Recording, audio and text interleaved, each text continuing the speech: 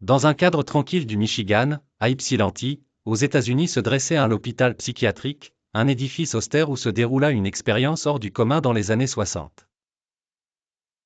Le docteur Milton Rockich, un psychologue social, avait une idée aussi audacieuse que scandaleuse. Que se passerait-il si plusieurs individus partageant le même délire étaient mis en présence l'un de l'autre?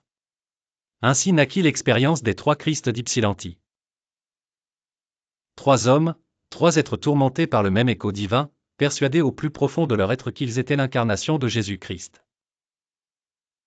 Le docteur Rockich prit le pari de les faire cohabiter, espérant que la confrontation directe les amènerait à la vérité. Première rencontre.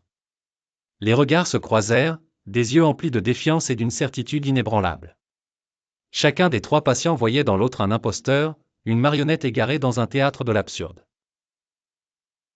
L'un accusa ses camarades d'être des fous emmenés par des forces obscures, des entités dérangées essayant de saper sa mission divine.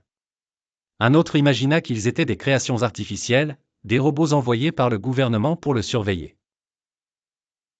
Le dernier, quant à lui, les balaya de son monde avec des mots durs et ignora complètement leur existence, dans un silence tendu. Les mois passèrent, rythmés par les mêmes rituels thérapeutiques, avec des discussions orchestrées par le docteur Rockich. Pourtant, leurs convictions restèrent inébranlables. Cette expérience, bien que fascinante dans son essence, souleva bien des questions. Tant sur le plan éthique que sur l'exercice même de la psychologie à cette époque. On critiqua le manque de bénéfices tangibles pour les patients, considérant que leur détresse avait été exploitée au nom de la science. L'expérience des trois Christ rappelle que des chercheurs sont parfois prêts à franchir des limites pour atteindre la compréhension du psychisme humain.